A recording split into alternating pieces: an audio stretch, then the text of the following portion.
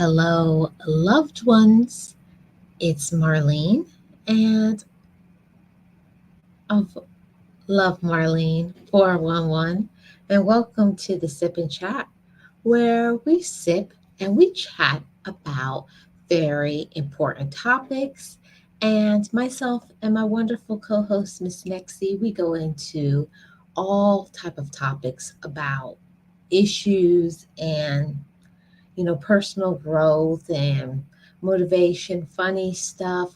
And we also get into some topics, really getting into coping with healing and getting through some real big struggles in our life. So today won't be any different. I welcome you to the Sip and Chat. And if you have not already, subscribe to this channel.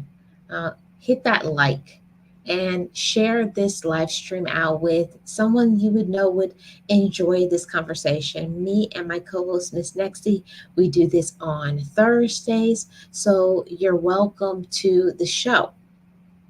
You are welcome to the show. So before I get started, how are you sippers doing?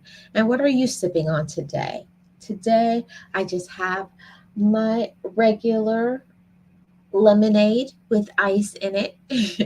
As I do, I'm a creature of habit. I like my normal, regular things. And what are you sippers sipping on? Let me know in the comment section. So, let me wait for my co-host, but before my co-host gets here, I'm going to, say that today is not really a topic. We don't really have a topic in mind. We're just going to go into a few things.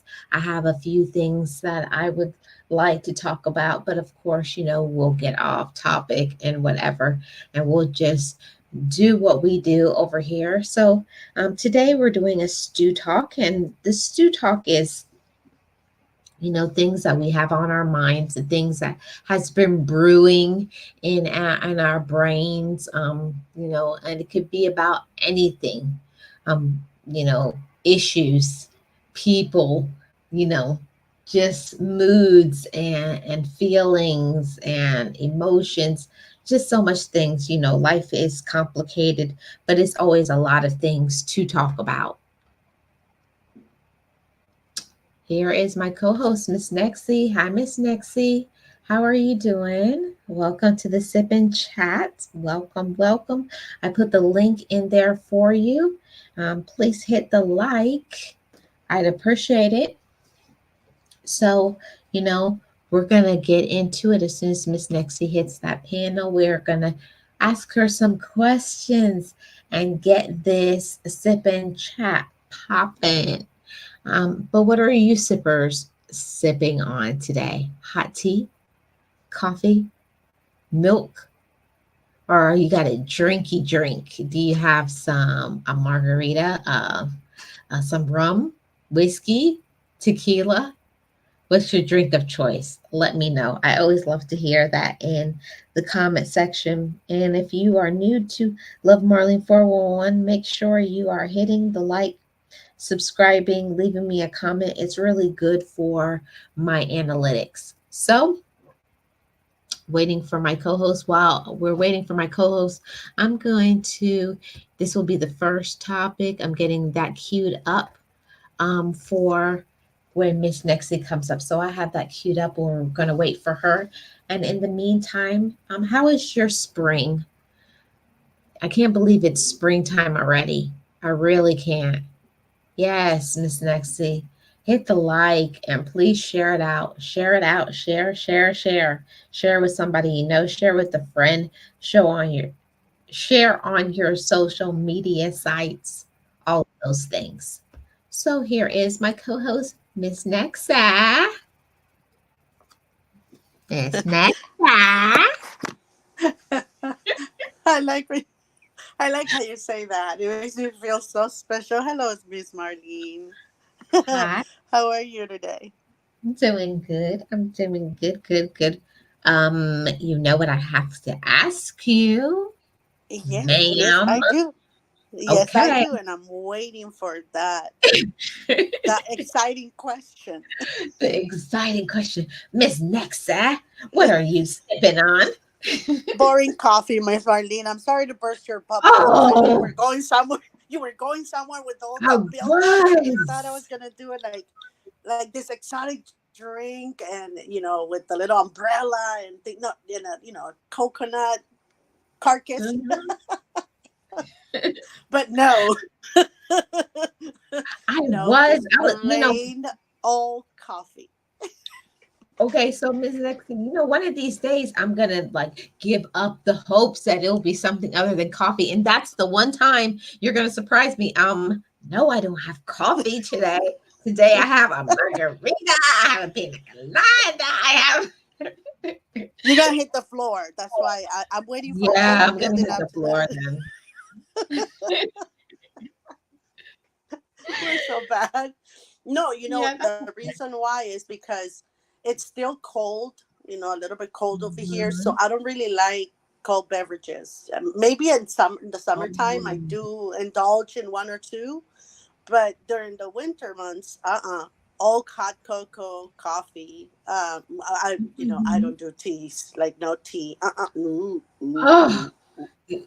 but when I'm telling you that if there was a meme that like a dagger just went straight through my heart. I'm Oh. gonna tell you right now what I tell my kids: don't you deep breathe on me, child. Don't you deep breathe on me because I don't like them tea. No, yeah, it has to be. The only one I truly like is from this place. I know we cannot say, because we're not in cahoots advertising for them, but it's a passion fruit kind of tea that I really like. It's an iced tea, and I really like it. That's the only Oh, one I have during the summer months. okay. It is It's a is passion. it is it Mhm. Star Breezy? That's it. For Star Okay. Breezy, that's it. Yep. All you do is change the end part of anything, and you can say whatever you want. Yeah. Yeah. That's Mhm. pretty much it. It's from Star Breezy. Yeah, And I Star Breezy like has a that. lot of people in a chokehold. It really Yeah. it does. Mhm. Yeah. Yeah. So I have to, I like it. I get it not all the time because I have my local um tea places. I'm telling you, when you come here, Marlene, I'm gonna take you to so many places. There's so many tea slash coffee houses here. So amazing. But there's like two of them that are I think one is called Uno Tea House, and the other one, oh my god, the name escaped me, but they are very delicious teas. They have this weird combination, so I'm gonna take you there, even though I Ooh, don't go ooh, there ooh, for ooh. that. I'm Ooh, gonna ooh, take you ooh, there. ooh, ooh, ooh, ooh. I like it a lot. I see we have Flurg in the house. Hey, Flurg. Hey Fleur, how are you? I Hey, always want Miss to scream his Tamika. name. Like I don't want to scream that name. I always want to go like Fleur till the end. I don't know why. I think it's because of his avatar. He looks like he's screaming his name. Like he's screaming, Flurk. I don't know. Maybe that's me. No? Okay, I'm just weird. That's okay. I accept it. But it does look like that. It looks like the mouth is open. So yeah, probably. Hey, Miss Tamika, how are you doing? Welcome to the Sip and Chat. Hi Tamika. So Miss Flurk, Marlene, Flurk is laughing at us. not Flurk, with don't laugh. us. I was hoping more like with us than at us. But if you say at us, I'm gonna tell my therapist what happened. Okay, with us, with us, with us. Okay, we're trying to be positive. Okay, I get it. Did I scare you with the therapist type of? Yeah, I was like, okay, okay, I'll fix it. I'll fix it.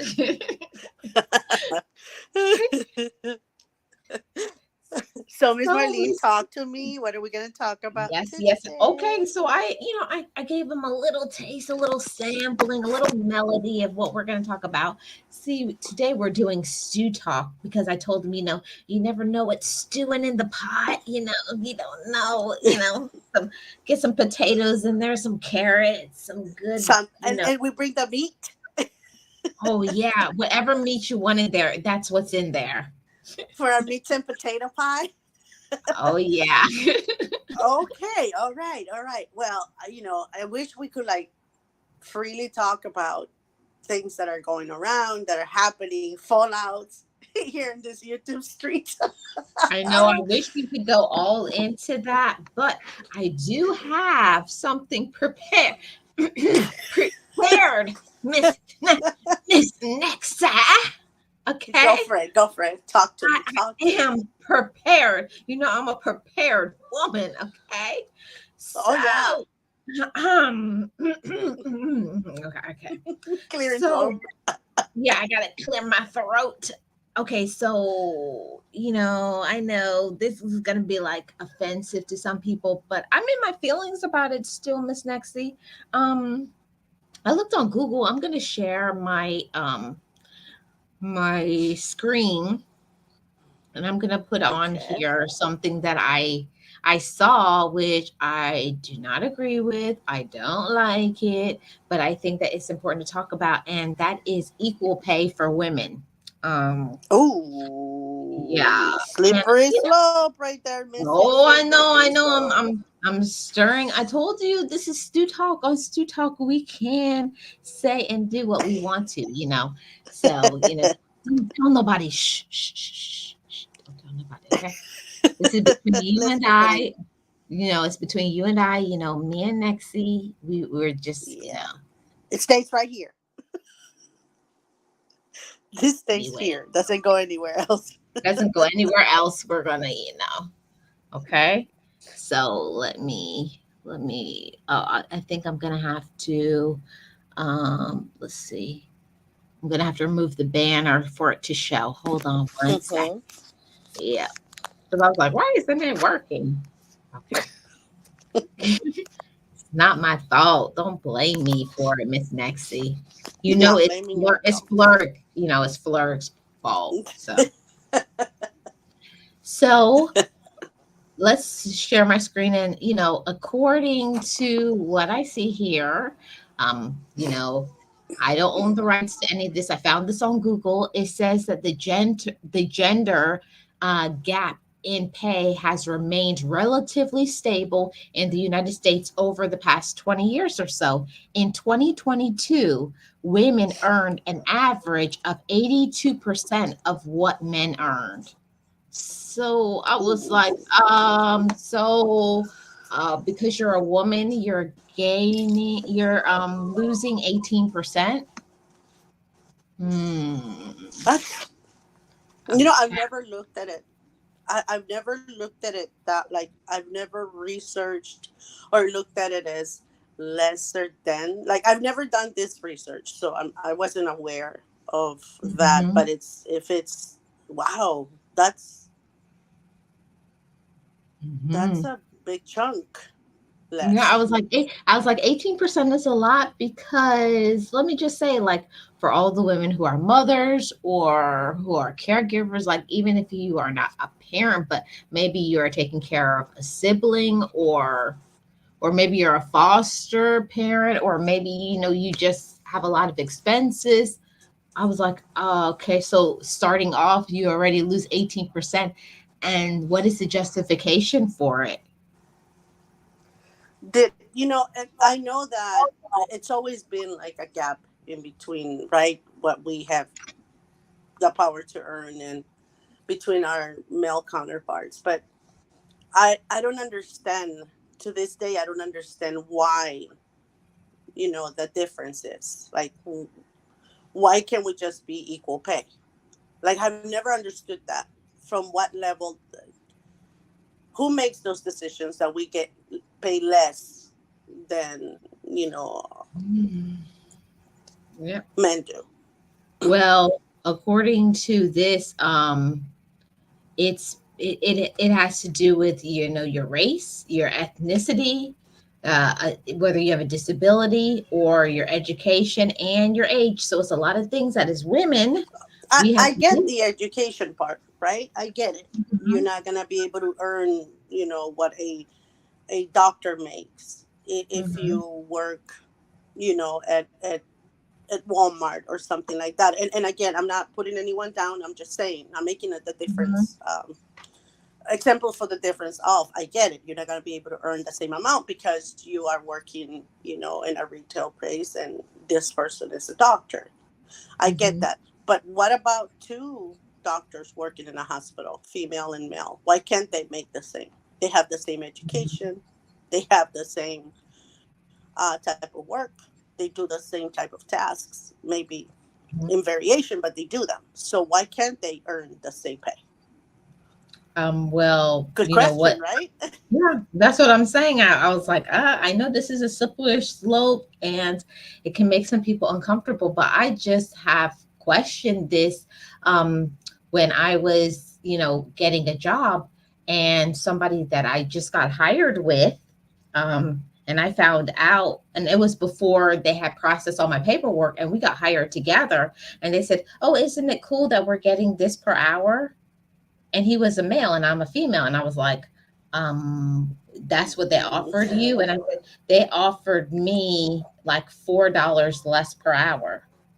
And he's looking like, oops, I should not have said that. But Mm. it was already out there. So of course, you know me, you know Marlene. I'm going to the HR office. And when I said, so you told me this was the best that you could do for me, and I was like, how come you could do whatever. I said, how come other people are getting this much more? And she's looking at me like, how do you know that? I was like, I'm not going to inform you who told me that, but I know that you're giving me less because I'm a woman. And I said, I think I smell a discrimination lawsuit. Hmm. Oh yeah, we're gonna fix it. I said, you better, yeah, you're gonna fix it. Yep. So that's what happened. Wow. And you guys had the same credentials, like the Yeah. same, pretty much we, the we, same. we were we're same fresh out of school, our first, you know, but Mm. the only difference is he was a man and I'm a woman. Oh wow. Maybe because I haven't really paid attention to pay, the way I Mhm. get paid or the other person gets paid. But I'm glad that you were able to fix that, or they were able to fix that for you, because a lot of times it goes unnoticed. So people don't even know what's happening right under their nose. Well, and that's one of the things that they always tell people to not talk about what you're paid, right? Mm. Say that to us all the time. Don't talk, but I think we do. And not just men and women, but on all levels. Like, you know, you could have somebody who can do just basically the same thing, um, you know, that you do, but they're getting paid significantly more where your job is more skilled and you have more experience. Um, yeah. But I I think I think that happened to me once in a workplace, but was with another female employee. hmm, And the only reason, again, we were talking about payday and blah blah blah, and this person asked me how much I was getting per hour, and I innocently said this amount. I mhm, didn't know that she had been there for longer than I had, right? Meaning, but because she was seasonal with this person, so but she had mhm, been doing this for years. So I guess her pay has stayed at a certain amount, and so when I got hired, my pay was significantly higher more than her, mhm, higher than her. So she took it straight up to, you know, the boss, and she was very upset, and she apologized afterwards, because what ended up happening is that my boss was upset because I had said something, but I'm like, why are you upset at me? You didn't tell me don't say anything. And if you would have, I would have quit and said, hey, why can't I say something? What's going on here? Mhm. You know what I mean? So when that happened, I was like, okay. I ended up quitting that place because I ended up leaving because it felt very uncomfortable after that. And this girl apologized to me, and was very sorry that she did what she did. And I didn't think that you were gonna you know leave the company. I was just upset, and I said, no, that's okay. I said, I just wish you would have told me, and we would have gone with together to his office and cleared this out. Make sure that you got paid more and I started at your rate. I said, but you went straight up there. We were good friends. That was the saddest thing, is that Wow. we were really good friends, almost best friends type. But Mhm. this thing, when she did this, I was like, she went behind my back to talk to Wow. him, and that's what created the problem. So I told her, I said, if you would have come to me, we would have both gone in and talked to him about this. Yeah. you know and but you went behind my back. So this that created a kind of like a resentment, not resentment, but kind of like a weird vibe between me and the boss. Mhm. So I was like, I don't feel comfortable anymore, because now he's probably gonna be like, why did you say this, or resenting me for that. And so I left. Mm. I Yeah, left. that's terrible. That's terrible. And they do that a lot. I think a lot of times they try to get people that way by telling you to not have conversations about money. And that is a very important conversation that I think that you do need to have. Like, hey, yeah, I'm not trying to pry in your business, but I hear that the people could be walking in the door earning more than you, and you could be there 5, 10 years and Mm-hmm. they're getting more than you. And it's like, no, no, no, no, no. That's not. Mm-mm. No, But we're not doing that. exactly, for me, Marlene, when I'm sorry, didn't mean to interrupt. When I get hire someone and they say, you're not, don't, please do not discuss your pays with anyone, that on itself gives me the heebie-jeebies. I'm like, nope. Why can't I? Why are you hiding? What are you hiding? Why can't I discuss what I get paid, or anybody else can? This is our pay. Why am I Mhm. supposed to suppress this? Like, there must be something fishy here, so I don't feel comfortable anymore. I feel that they should be open about it, right? The starting salary is this, Mhm. regardless of your experience, unless it's Yeah. competition, but it should be studied a certain, and then in 3 months it will revise based on your experience. I think that's what Right. employers should have, like a big poster saying that somewhere in the office. Yeah. This But is the it starting point, and we'll revise it. but it's not. So I don't know. So okay, Miss Nexie, on to the next topic because I have four of them for today. Ooh, Okay. ooh. Oh, here we Okay. go. Okay, I don't know if you're ready for this one. Uh oh. Miss Nexie, are kids ready at 18 to be on their own? Okay. I'm not speaking for any other parent. I'm Mhm. speaking for me as a parent and my children. I didn't feel they were ready to be on their own at 18. Um, Mhm. that let's clear this up. Doesn't mean I was gonna stop them from leaving, because at this Mhm. point you can't, right? Because they're of age, but I don't feel that they are um, mature enough to be out in the world on their own at 18. But that's my mama bear mentality, Mhm. right? I know that I taught him right. I know that I have great kids, and that they will survive on their own. I know that, but I don't feel that they should be 100% on their own at 18. Yeah. They still You know what? teens. They still teens. Right. Well, in my opinion, I kind of think that society tells parents, okay, they're 18 years old. Okay, you're fine. And yes, I understand the legality of it that they're 18, and yes, they are adult according to society standards. But every child is different. There are some children that 16, they're ready to be on their Mm-hmm. own. And there are some children that they're going to be with you for life.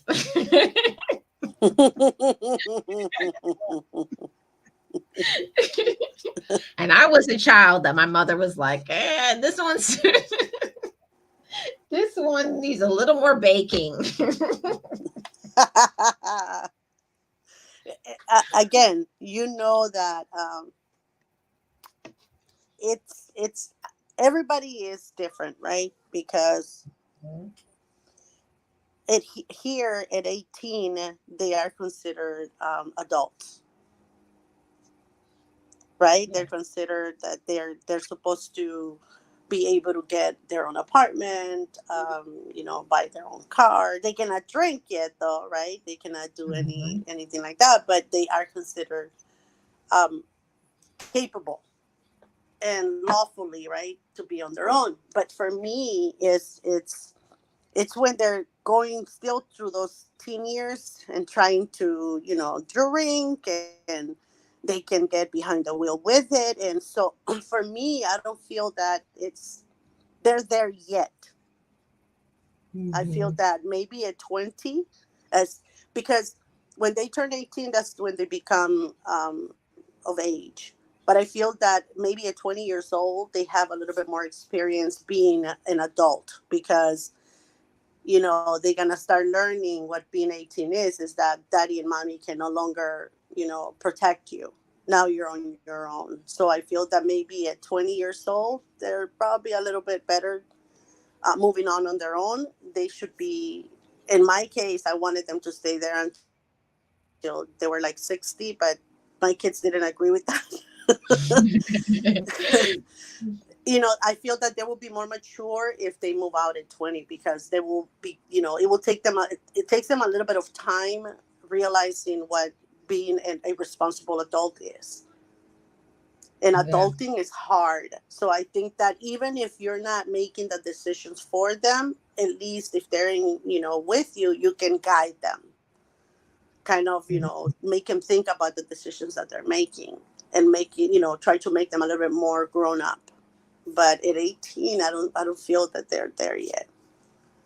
Yeah, That's my personal opinion. yeah. I'm not trying to tell anyone else how to deal with their kids, or how to work with their that this is me. This is my personal opinion. My personal opinion is that some children that you just don't gel very well with them, and whoever is the parent, they understand that some children that, boy, you're on a wing and a prayer, like, please get them 18 so they can get out of my house because I don't get along with them, they don't get along with me. I was like, yes, I've done everything that I possibly can, goodbye. And then there's other children that they're just slower learners, or they just take their time, or you just need to have more patience with them because of their personality and certain things. So I do think that it should be like in certain foreign countries that it's 21 for everything. It's 21 before you can drive, before you can, and if you really think about it, how old are you when you finish college? You're 21. Mhm. Mhm. So I don't know. That's just my opinion. I just think the 18 is, I'm like, you just got out of high school. Like, how responsible can you be? Like, you kick the kid out at 18 and you expect them to live on what? What money do they have? What experience? You know what? I don't Yeah, know. it's different with us. Thank God we can. They have to stay with us until they're 18, and if they get, they run away or something, we can still fight for them, right, to be brought back home because they're underage. But I think I've told you this before, Marlene. My brother and his family, they live in Australia. Well, my brother doesn't live there anymore, but they moved to Australia when my niece and nephews were very small. And did you know that over there, by the age of 16, they cannot be forced back home? You can Mm. literally move out at the age of 18, and they have places where they take you, but a parent cannot ask the authorities to bring their child back at the age of 16. They can live on their own as long as they're in a safe place. And if they don't have a safe place, they provide them with help so they can live on their own at 16. Isn't that sad? I know, Wow. right? I was like, and I don't know. I don't know. Next, see, I could see a good and a bad in that because if a child is in a situation to where the environment is not safe, like at least 16, I can get out of here yeah, but to I go don't back. know. I Yeah, don't I know. get it, but Mm, and the reason why I'm bringing it up is because I was remembering something right now that we're discussing this with our kiddos. My brother was telling me when my son got diagnosed with autism. Um, my brother was telling me a story about a parent that, because at 16, even the government, I think, can, give the kids housing, and there's some sort of law. I don't remember it exactly, but he was telling me that his friend also, his good friends have a child with autism, and that they were fighting for the child not to be removed from the home, or not to, like, kind of like be considered an adult and allowed to move out or do things like that, because he didn't know right from wrong because he's autistic. So they were going through some legalities in this, um, with this child, to have the right to keep him at home, because they knew that they have to guide him for the rest of his life because he's autistic. So he was telling me over there, they tell you, okay, he's of this age, he can go now if he wants to, but they knew that their child wasn't in, he wasn't as mature as other children. He was vulnerable because he's autistic.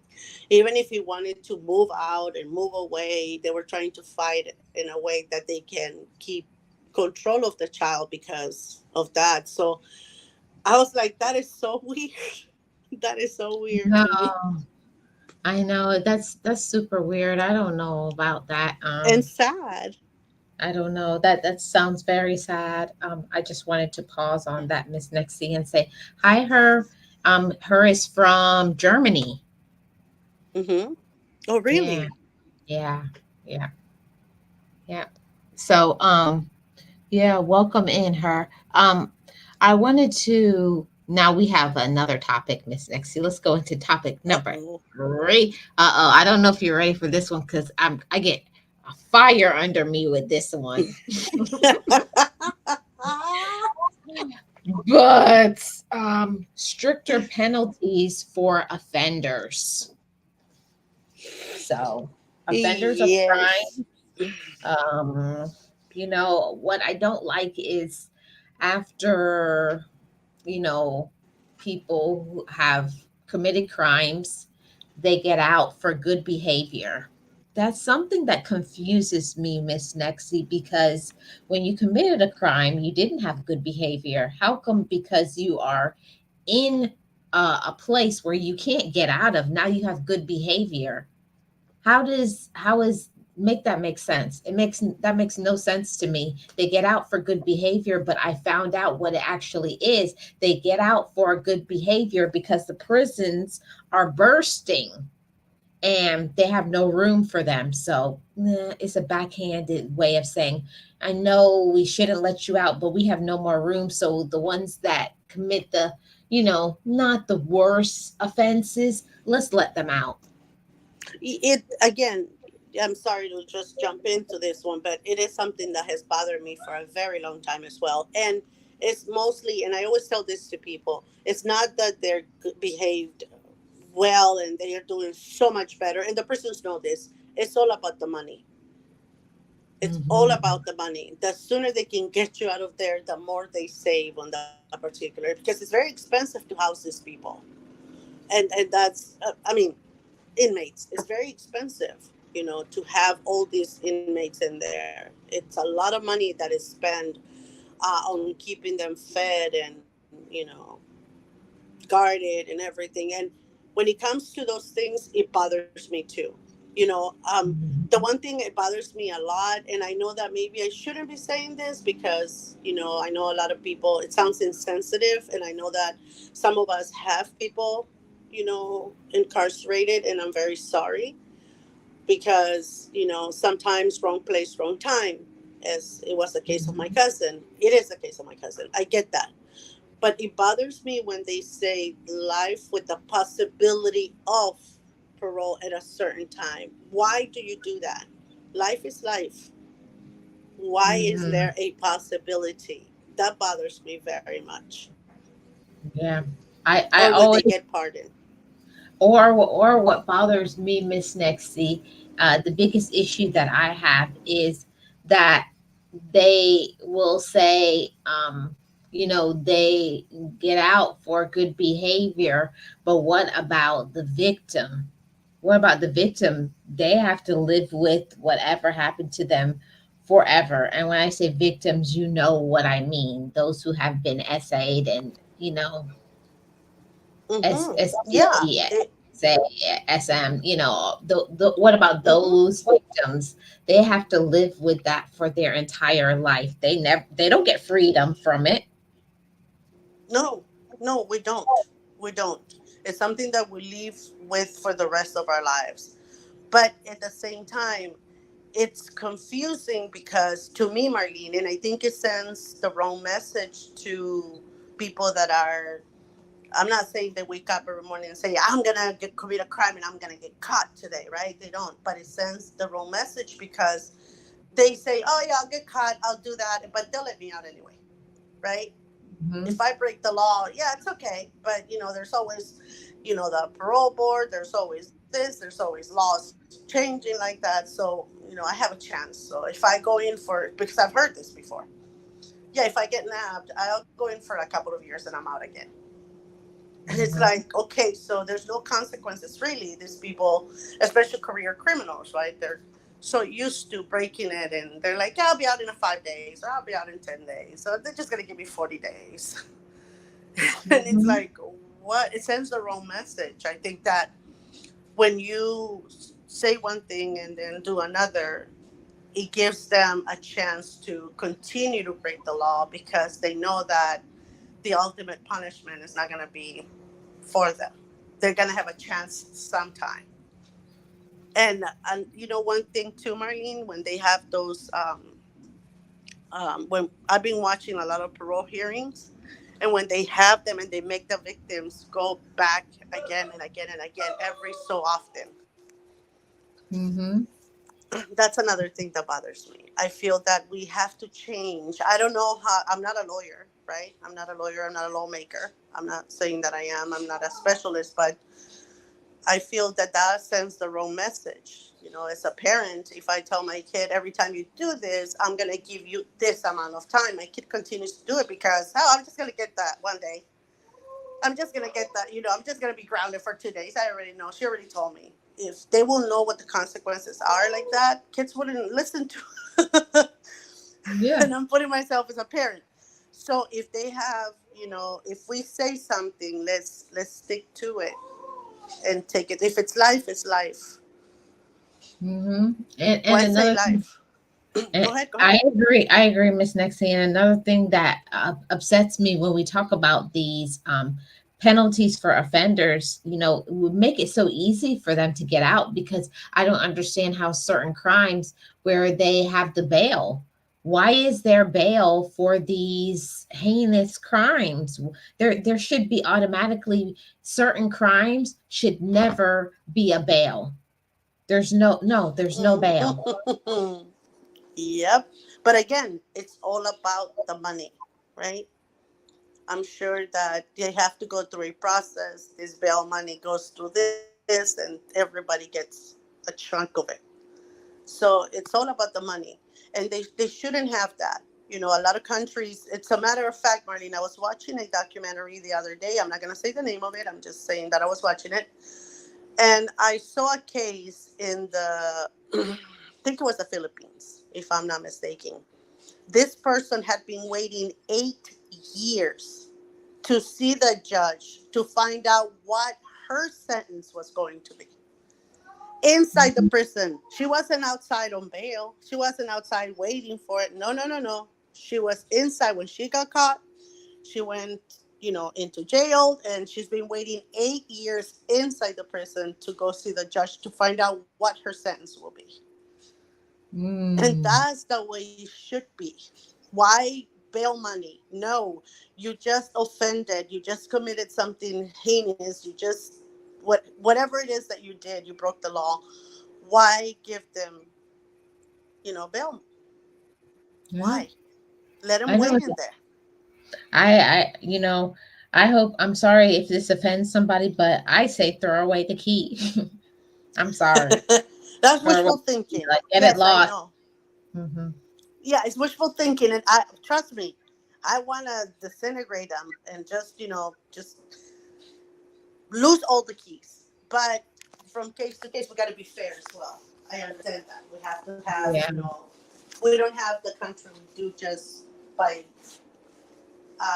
breaking laws or whatever. We have it because there's a lot more of us that obey by than the ones that break it. I understand that, but I feel that if the system works so fast and so well that they catch someone, and by the process in a month or two they can have a trial, so why give them bail money? You know what I mean? It's not like they have to wait 8 years, 10 years, 5 years to be able to see a judge. It's not even like that. You can see a judge in a week or two or a month. So why allow them to get out? I think that they should, if they get caught doing something, let them wait there. That's the way I feel. And this is personal. It's not Marlene's opinion. It's mine, and I don't mean to offend anyone. It's just that there's so many loopholes in it that the criminals get wise about it, Yeah. and And they they know what tell they're doing. and they tell them, they say, "Oh no, you'll only be in for 30 days or 60 days or 90 days or 5 years. You can do that. You can do that and you're going to be just fine. You'll be out before you know it." They already know Oh no! how the laws go. Oh no! They know actually. They say if I essay this child or if I SM this child, um, probably like 3 years, 4 years, and then I'm out, and then I'm back to doing it again. Oh, you're gonna register me? That's okay. All I gotta do is go to another county, and I can get away with it. Yep. Oh, I can just use a it, different name. So they are very wise. Criminals, I mean, people that break the law. Not not all of them are dummies. Some of us are, right? But not all of us are. I know not all of them are, but it's something tough. So, look, I have one more topic, Miss Mexi, and that is, can we help the disadvantaged more? And disadvantage could be anybody. It could be somebody homeless. It could be somebody elderly. It could be our veterans. It could be the homeless.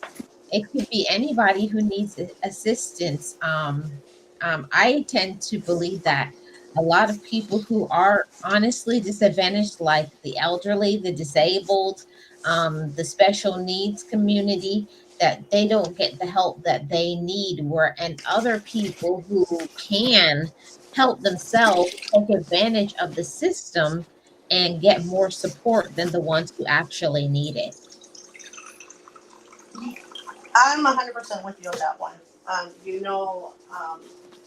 very involved in that when it comes to special needs because of my son. So Hmm. I do strongly believe, Marlene, that there's a lot of, and it maybe it's why you and I are so passionate when it comes to certain things, and Hmm. because we're dealing with the day to day expenses and everything that is needed for someone that is special needs, Hmm. and that the help sometimes that we get is not enough. Again, and I think I discussed this with you before. It depends on every state has the different laws for disabled help. I was shocked. I didn't know that. I didn't know that they all have different laws of how they're going to deal with disabled or special needs, or you know what I mean. They Yeah, have a cap, or they don't have the services, or this other state is better than this other. I didn't know that. I live in a very good state, and my son gets a lot of help from everywhere. But at the same time, I had to look for that help. I had to yeah, go around and find out how to get it, because when he got diagnosed, it wasn't readily available. Now it is, right? But yeah, in the yeah, process of going through it with my son, I found out that a lot of states don't have anything for disabled veterans, or handicapped veterans as well, or special needs communities after they become of age. They yep. don't have any It's programs. only up to a certain age, and then it's cut off. Exactly. I had no idea that's exactly how it was. I thought that every state was just like mine. They had the help they needed, and are pro, making them active and stuff like that, but keeping them active, I'm sorry, and stuff like that, but it's not. Yeah, Not it's every not. state is like that. It's not that way, and it's so sad because you have the ones that have special needs, or the ones with disabilities, but then the ones that are the caregivers that are trying their best, and they can't even survive because it's a double-edged sword, because the special needs person needs them, but at the same time they need to have enough income to be able to take care of them, and they can't get help, or they're so tired from working that they can't help their special needs family member, or whoever is they're taking care of. And that should never be, you should never have to choose between if you have to have food for them, or care. And don't even get me started on respite care. Oh man, again, it's so different per state. And I was thinking, why? I understand it's budget. Again, it's all about the money, right? It's all about the money. Mhm. And I know they have, laws and regulations for them countrywide. I understand that. But every state has not, I think they should update and maybe become, not, when it comes to programs for our kiddos, maybe it shouldn't be all up to the budget. Maybe it should be like the states should be one and the same. Because like here where I live, my son has a lot of programs that I can enroll him with. The regional center is with them I mean, put it this way, he's been out of school for a couple of years now, and the regional center is still involved. They're the ones handling all his education, all of his programs. So as soon as he graduated from high school, then they come in and say, okay, now this is the list of the places where he can go. This is how much fun he can have. He can go to school, or this is the day programs. He can go to camps. So they brought everything to me. I've heard of other states where they high school, that's it. Mhm. After Yep. that, you have to pay. Now, respite. Whew, respite How is long you got, Miss Nexie? how long do we have? Okay, respite is different. Again, it's all because of the budget. I understand that, but some people don't have any respite services because their state doesn't have any, or because the budget doesn't allow it, or and you have to fight yourself through it. And by the time you're done with it, it's exhausting. It's a lot of the things that you do on an everyday basis. It's exhausting. You're dealing with especially for us, we're dealing with the special needs. They're not, Mm. they're not a walk in the park. Let's put it this way. What They are, can what be are you hard. saying? They're not all sun and roses. They're not. They're not. And this is the thing. A lot of people say, "Well, yeah, but he or she is of age. Like you could just go." No, you can't. If I want to go somewhere, I have to look for someone to stay here with this person, with this little one. If I'm gonna take a shower or I'm gonna do certain things, either somebody, if nobody's here, I have to wait until this little person goes to bed because the last thing you want is for you to be in the shower and them to take off. So Yes. there's a lot of things that people don't understand. Now, respite services can help us with these things because we can hire someone, right, to at least stay with them 2 to 3 hours a day while we run our errands, while we do certain things, because again, it's exhausting. But not many states have it. And Yeah. if they That. do, Marlene, it's like 5-10 hours a month. Yeah, it's not enough, and I always say that a lot of laws that are not in place for us is because those who make the laws are not in that situation. That if they were in that situation, they would be screaming, "We need more funding." They would. if if the lawmakers were in the money spot that we're in, they will be screaming, "Find me someone because I cannot do anything with this child or this grown disabled person or special needs person without money." You know what I mean? Mhm. I do. When I the know. lawmakers, sometimes it doesn't hit them because they don't have the needs that we do. Yeah. And that's why it's very important where you live, that it's not always that you want to live in certain places, but you sometimes will have to change where you live so that you can get the things that you need because certain states you cannot get it. Yeah. So let's go into talking about, every place in the United States and even around the world has the issue of homelessness. And I get it that some people feel uncomfortable. Some want to ignore it. Other people, they do the blame game and they're only that way because it's all their fault. But homelessness is not, not in this day and age because they want to. Some people they become homeless because of um, the economy right now. They Circumstances. Yeah, their circumstances. They lose their employment. They divorce. I just heard one of the saddest stories on a certain program, which I'm not going to say the name, but he was living with his grandmother, and his grandmother unfortunately passed away. Then what did that happen? Then that cost him. He had nowhere to live. He automatically Hmm. became homeless, and it's not something that he was really thinking to happen because his grandmother was older, but something happened to her tragically, and then now he's in a situation. Now he's put out because he couldn't afford to pay the bills to live in the house. And I always Mm. say, as American citizens, we shouldn't have these sort of issues. We shouldn't have the issue that if I get into a situation to where I can't live in my home, there should be funding and programs to help you for a while until you get on your feet. But there's not a lot of things to help you. It's just like, okay, you're out.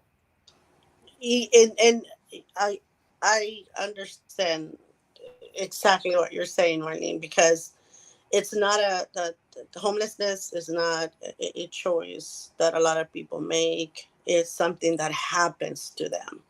They can have it all. The pandemic taught us that we can have it all in place, but if something like that happens, your almost full glass of water can be empty super quick in a Hmm. certain amount of months, right? um, a lot of people don't choose this. Nobody chooses to be homeless. Sometimes mental illness is at play. Sometimes it's money, economics. There's a lot of people that cannot afford right now. Rentals are so expensive. Now there is certain programs in place, but do you know how long it takes for you to get these programs? Hmm. You know how much legwork you have to Oh. do to have them Mhm. help you. That should change, Marine. That's what I'm trying to Mhm. say. Those programs need to change. We need to make it easier, because it's not easy for someone to go up those stairs and humble themselves down, put their head down, and ask you for help. and It's and not and the whole easy. and the part about that, Miss Nexie, is that even when you will go at, put your head down and go ask for help, then after you go here, there, and you've gone around the merry-go-round and down the rabbit hole and come back, then they say you have to wait a year on a waiting list. Yes, yes. And what are you going to do this year? They don't say, look, you're going to have to wait for a year to do this, but there's this vouchers that we're going to give you. Okay. You can spend this time in this place until we get it. Just try to get your stuff into a storage or somewhere, and then you can spend the night in these places, or, because we know you work during the day, but you can come back here and sleep at night. They don't do that. They just tell you, wait a year until we give you an answer. Who has a year? They need housing like right now, not a year from now. So you telling me you want me to plan for my homelessness? Yeah. So we need to have, and this is not that we're just venting here, right? We're just trying to say that we're trying to emphasize the problems that we see, because we go through this with, so many friends that we have gone through with this, that they don't have a place to stay. They lose their housing for whatever reason. When they apply, it's a process. A lot of people have had have unalived themselves because of the weight game, as I call it. Mm-hmm. Oh, just wait, send it, take it here, and oh, go over here and drop it off over here. Now, thank God we have the internet and all of those things, so we can actually just press a button and send it, right? But a lot of people don't have, the know-how or the resources to be going from place to place trying to apply for these services. Bring me this, bring me that, bring me that. It's like it's an emergency. Just get this person somewhere before they have a nervous breakdown. But we have all these rules, and we say that we want to help, but in reality, the help is not really there when the person needs it. It's always a waiting game. And that, I think, is something that needs to change. Yeah, it sickens me, the ones that really need help, like the homeless, those who have mental illness, those who just come on hard times. There's not enough funding and programs, and there's many wait lists. And something that I have to say that I didn't write on here as a tab or a title, but while you're waiting to get assistance, it costs money. It costs money. Okay, they want you, okay, go and get this paper, but the place is way across town. How is somebody who is homeless supposed to get across town? Mm-hmm. Exactly. And we have been going through these changes, right? And before I remember, we used to know our neighbors. We used to help one another. We used to, look out for one another. But we're in this day and age that nobody knows anyone. Nobody looks up and sees the person standing next to you. Some people are so on their phone, their devices, that they cannot even see where they're walking, where they're going. Everybody's so into their own whatever life that they don't care about the fellow next to you. And I think that on itself also needs to change. We need to become more involved. We need to maybe, write letters, do whatever we need to do to change this thing, because it won't change just because we want change. We need to do the legwork, footwork, I know. to make sure that these things change. And there's so many people out there that are not, and I'm not condemning anyone. They're not drug users. They're not, mentally ill sometimes, but they're homeless because the pandemic left them without a job and without a place to stay. There's families, entire families living on the streets. Mm-hmm. And, we're taking our sweet time. time Yep. What are they fixing supposed this. what are they supposed to do in the meantime? They don't care. You're just throwing out. So Eh, let me talk. Oh, go ahead, Miss Nexie. no, no, go on, Miss Marlene. I was done. I was pretty much done. Okay. So now I want to talk about another part of the disadvantage is the elderly. You know that I have I advocate for the elder abuse, and a lot of it happens that I've seen in the position that I work of. There's a lot of elder abuse because a lot of people, once their parents, loved ones, or whoever gets older, everybody just says, oh, just put them in a home. But putting them in the home is not the answer, because okay, there's a lot of things that they need from their family, like and they need to be checked on and cared for. Are they eating well and all of those things? And I just feel sad about living in this microwave society that everybody's just like, oh, I don't have time for them. But what about when they had time for you and when they raised you and supported you? I just Mm, makes yeah. my stomach sick.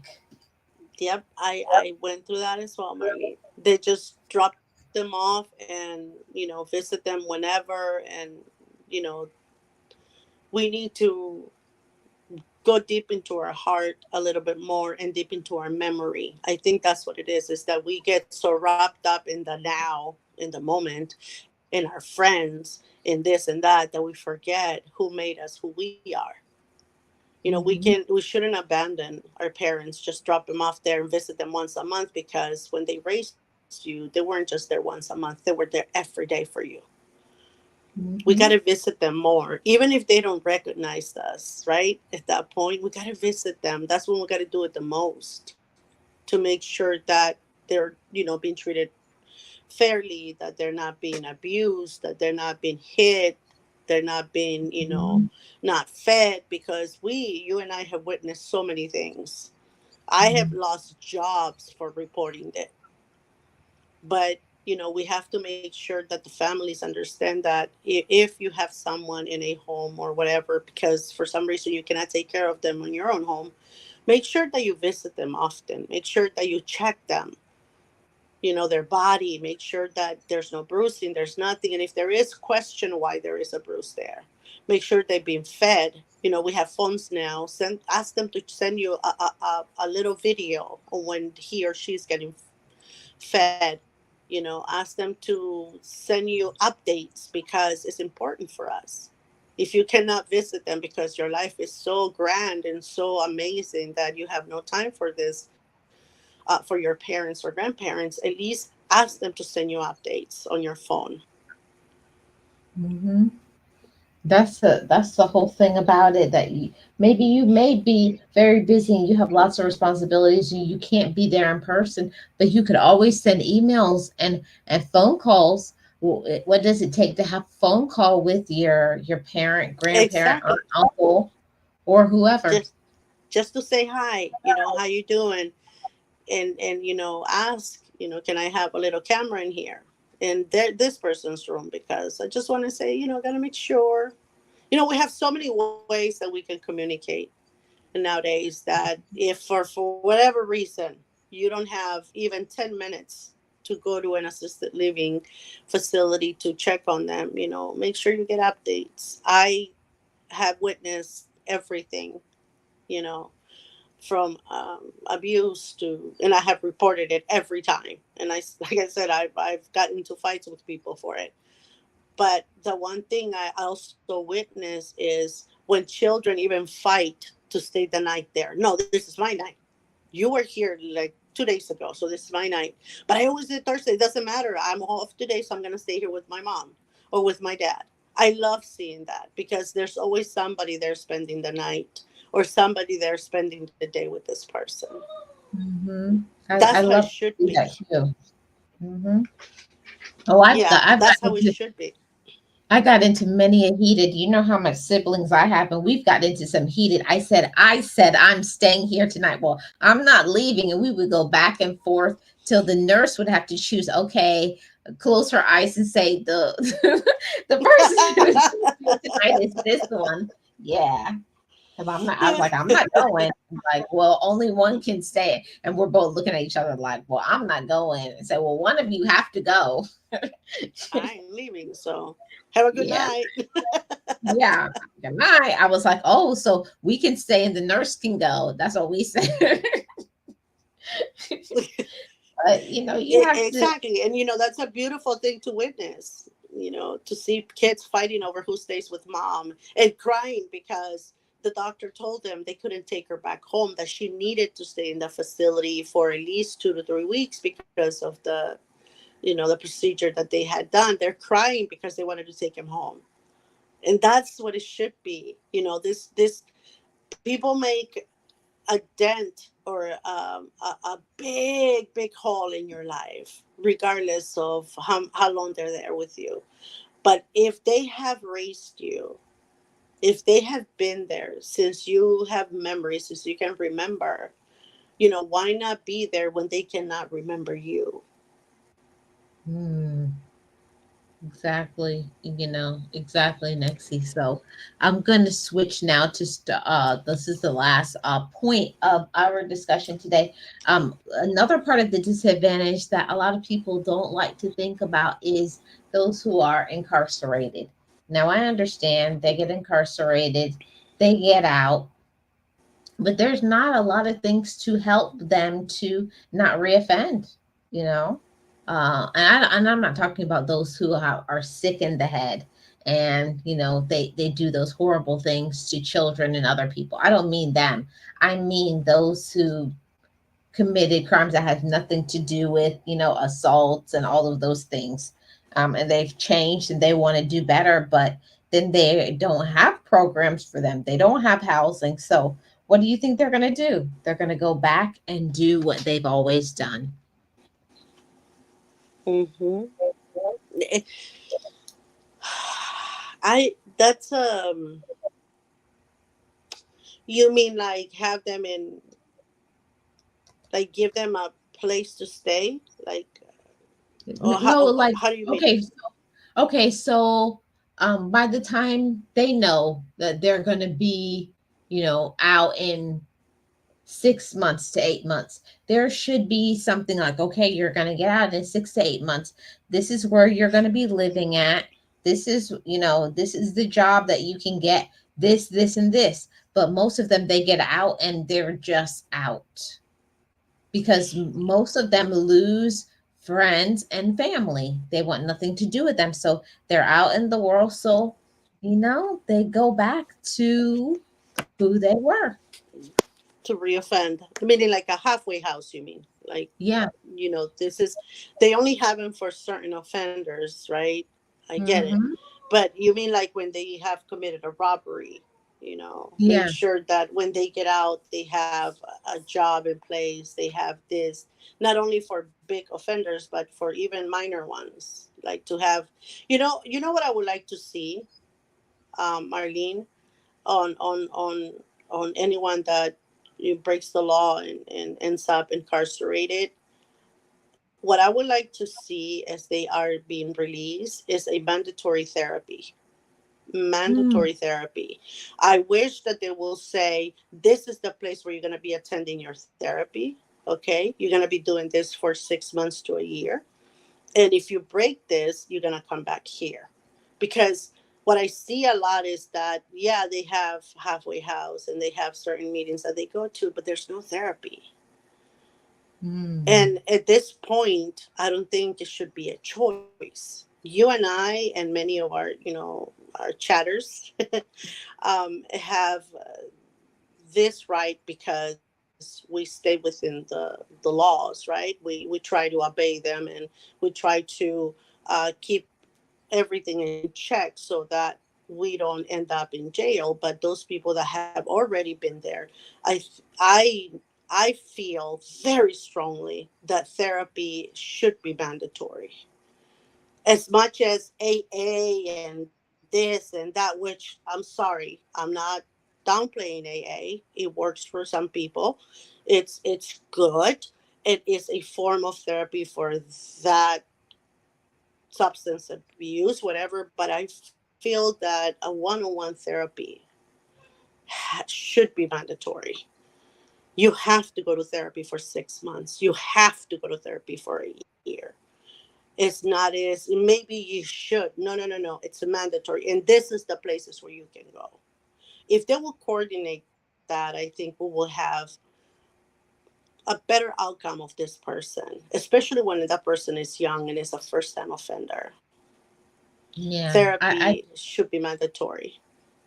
I agree, Miss Nexie, and I think that it should be something like easily available. Like, okay, whatever programs that they're going to, like for the job or things like that, those therapists should come to the jobs, like Hmm. so they don't have to worry about trying to go to therapy. Like, no, you're going. Okay, so you have to get here an hour before work because this will be your therapy session, or after work this will be your therapy session and you must come to it, or you don't go, you lose your job and you will be back in jail. It's Hmm. like something non-negotiable.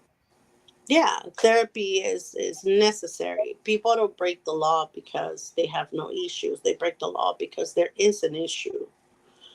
Um, and a lot of us don't understand, that side because we haven't lived their life, right? So we don't know why they offended. We know they did it, but you don't know why. So we have to, I feel that in order for this person to be better, to get better, to have better chances of staying outside of the system is through therapy. Make it Mhm. mandatory. Don't give them an option.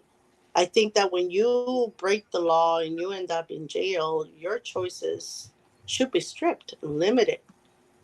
You shouldn't be, let out to society without the help that you need, because that's a cry for help as well. You're supposed to register on a certain people, right? SASMs, register as this offender. Yeah, I get it, but what is that going to do? Are you sending him to therapy for that? Or you're just registering him? Wow, No, and that doesn't work. I know, Miss Nexon, this is something that offends me so badly is that some people who get on these registries, did you know that now all you have to do is after a certain period of time, you can be removed from the registry? They're trying to do that, and I get it. I don't feel that that should be a choice. Again, it's too cookie cutter. Okay, we have to be tougher on these things. It's not that I want to be. No, no, no. You lost the privilege the minute you touched that individual, that little person. The minute you did that offense, you lost whatever it is that you wanted to have. It shouldn't Hmm. be a, oh, we got to treat them like, like humans, like normal. No, they're not normal, because a normal human wouldn't do that to a child. A normal person, so-called normal person, boy or man or male or female, boy or girl, because they're getting younger as we speak, it doesn't do that to a child. So the minute you do that, you cross that line with anyone that is under the age of 18, because it's what we're covering right now. They lose all privilege. No, no, no, no. I don't care if you don't want to be a registered blah blah blah. That's not your choice anymore. You had that choice before you committed this crime. That's how I see it. So no, leave them for life. When they say, "Oh, register for 10 years or 15 years," that's stupid. In 15 years, guess what's gonna happen? It's gonna do it all over again, because this is a sickness. This is something that they are, Yep. something that they like. And just like you said, Miss Nexie, if they don't get any help as to what is the reason why that they had committed that crime, why is it, that's a mental thing.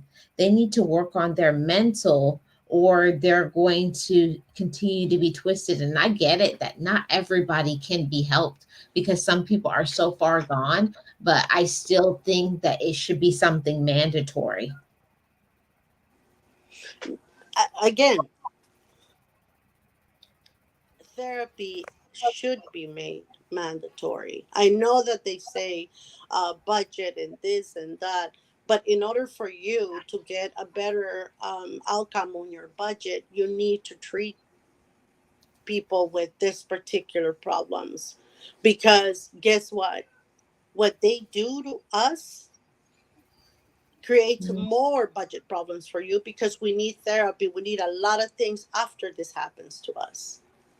And yeah, a lot and again, it's something that it's a very it's huge, right? It's a huge problem. It's the solution is not a cookie cutter one that you follow a recipe and then you cut your little cookies and that's it. No, no, no, it's something more, it's something deeper than that. It's not just a one size fits all. There's different reasons why they do it, but it is a mental problem.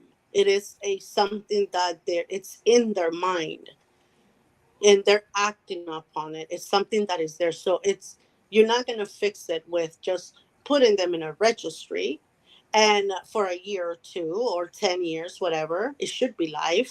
I don't care how many offenses you have. It should be life, because people mm, should be weary of you around their children for the rest of your life, because you made that choice, because that's a choice. Oh, I you know, didn't know you what I was doing. No, yes, you did know what you were doing. That's a choice you made that day to do that, to commit that crime.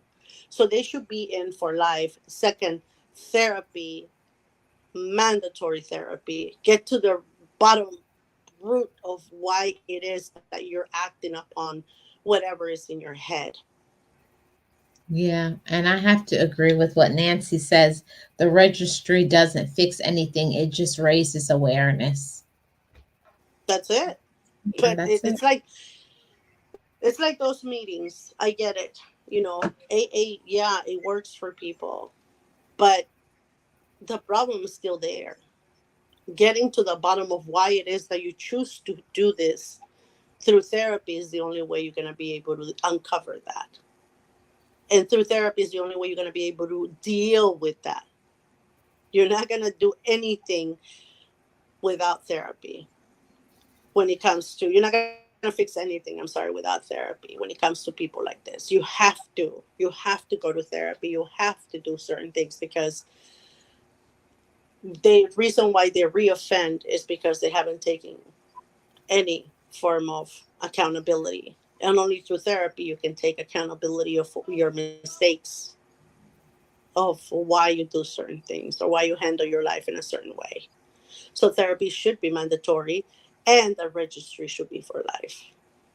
I think that the only thing that really truly helps those who are offenders is a combination. It should be a combination. You have to stay on. You're going to stay on the registry. You're going to go to therapy, and also you have to go to support groups. A combination of all of those things, and then help them how to be successful within that circle for the rest of their life. It's like they put them in there and say, "Okay, you got to go to a support group." But what is a support group without the mental aspect of it? Because yes, it's important to talk about, the reasons why, and hear from other people why they are doing what they're doing and how they're doing. But what about the ones that don't want to talk about it, or the ones that are just there because they have to? They're not really partaking of it. It's not, they're not really, their heart is not really in it. They're just doing it just to do it, for no other reason. Mm-hmm. Exactly, exactly. And it's something that, needs to change, should have changed a long time ago, but until now, okay, something, there's certain changes that are being brought up when it comes to as offenders, right? Hmm.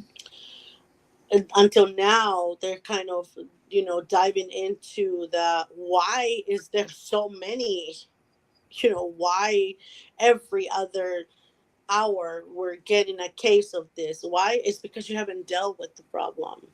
To just band-aid it, just put a little band-aid, that's it. It's okay, just patch it up and just put it aside. It's not important to me. And this is why we're seeing more and more now. Social media is bringing that out. The Me Too movement has made a lot of waves for people to come out and say, "Me too.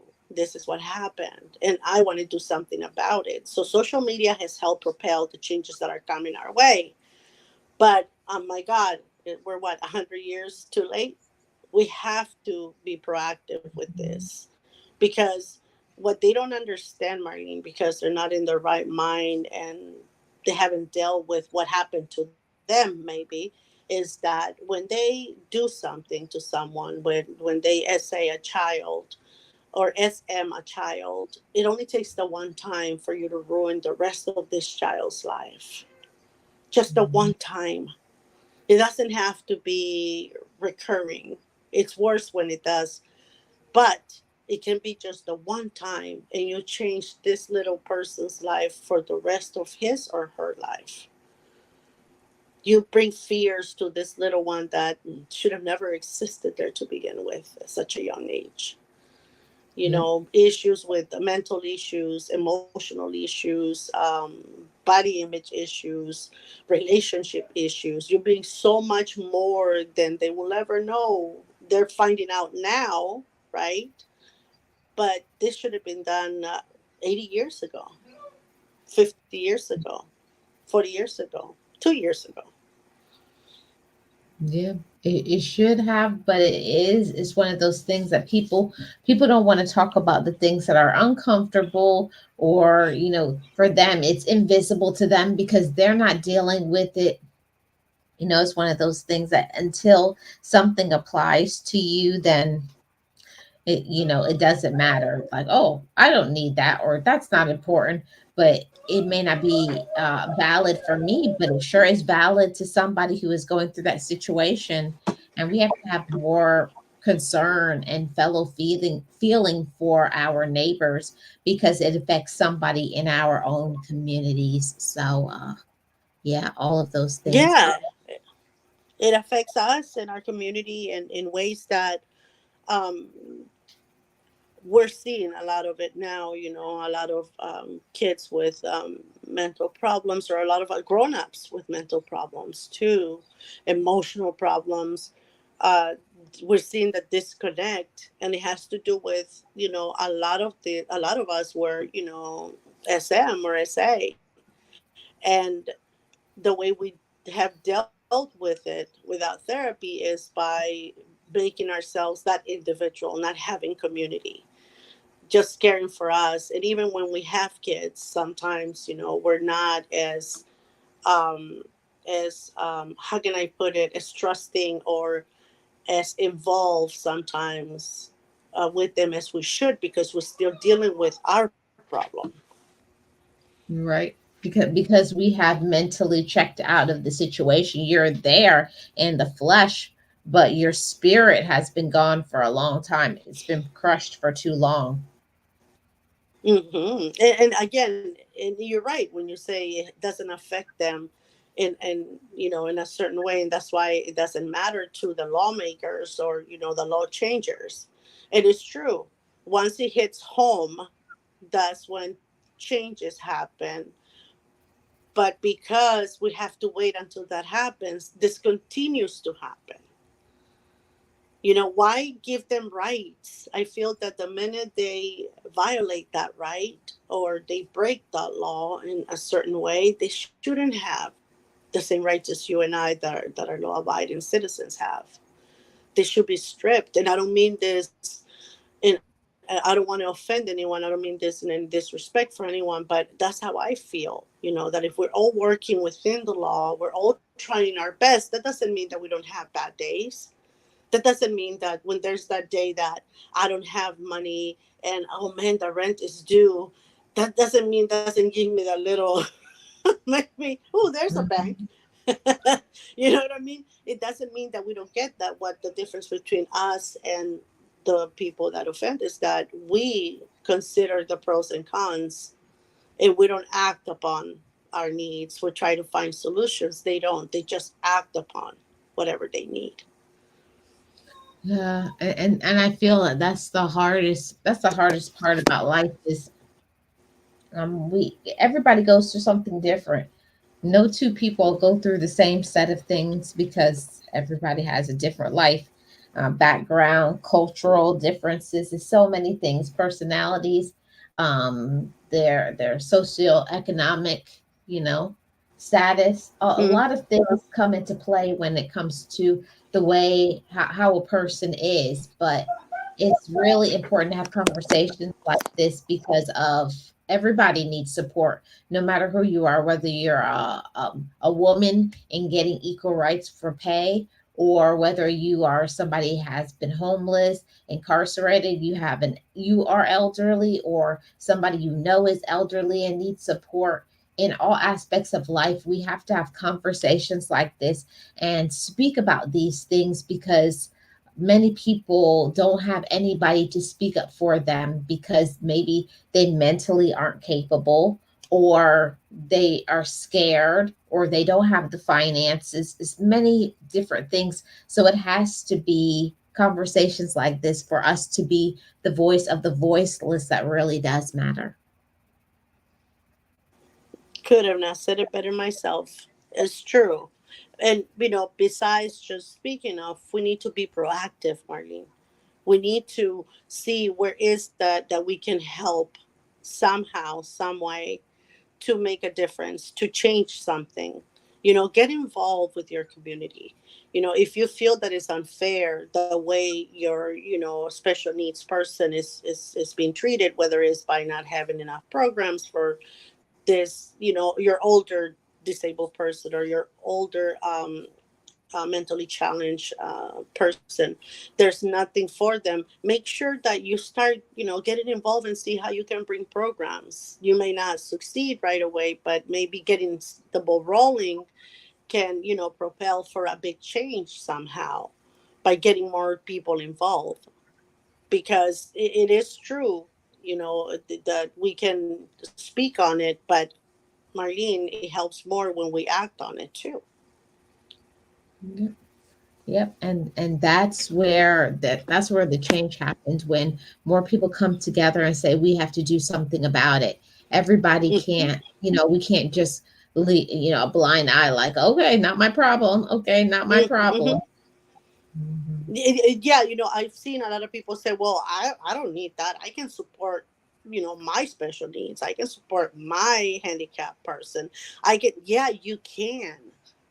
But there's a lot more people who can't, that have the issues that you and I are not part of. You know what I mean? Mhm.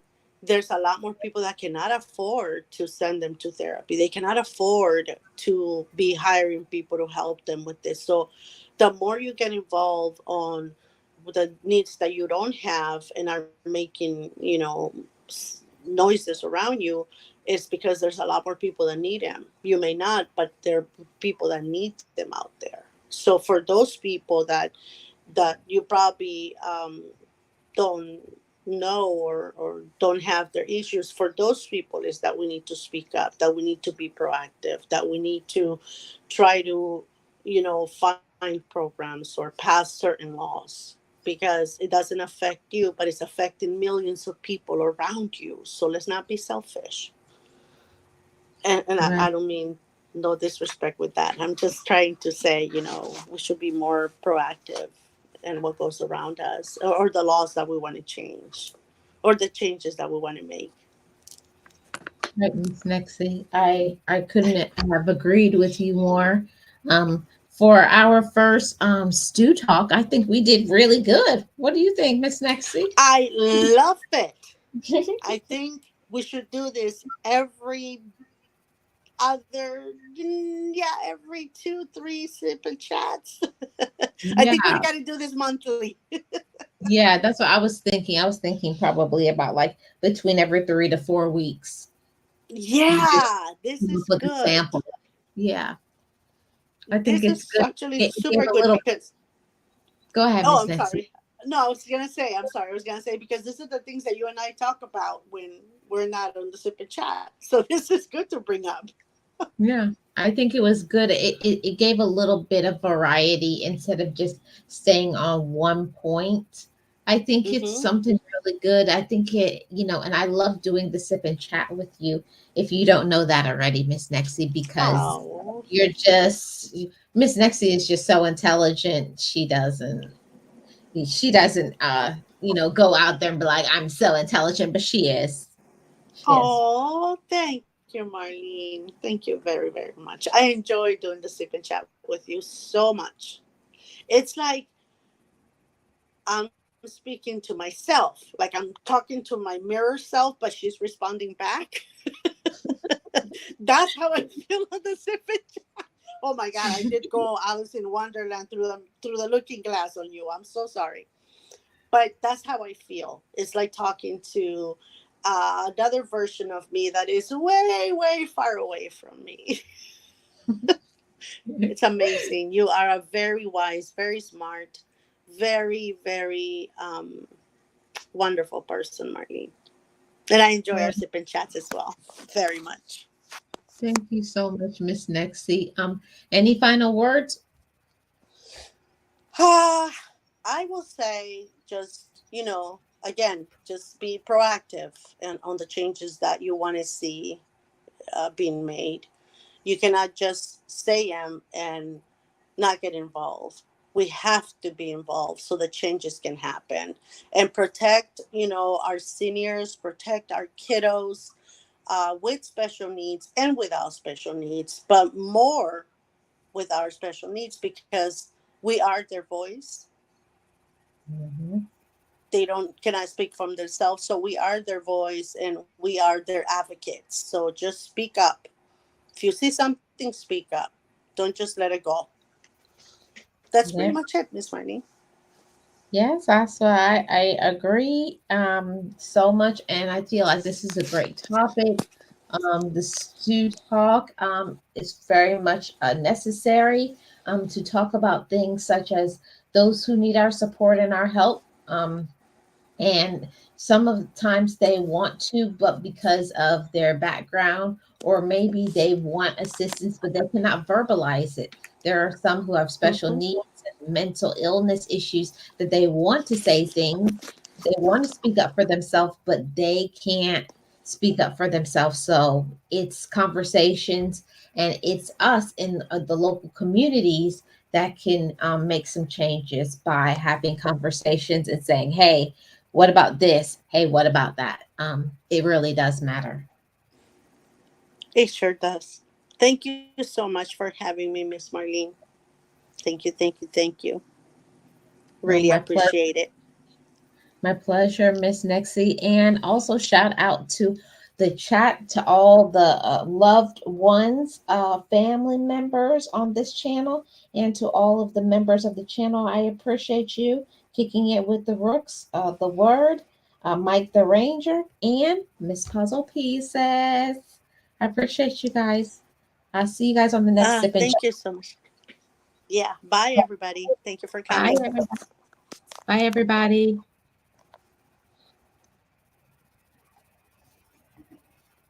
Of course, it's going to buffer at this moment. I can't even end it. Oh, the joy of StreamYards. Yep, What it's happened? stuck. It's stuck. I can't even end it. So we'll just be waiting here. Okay, I'm gonna have to end it. Bye, everybody.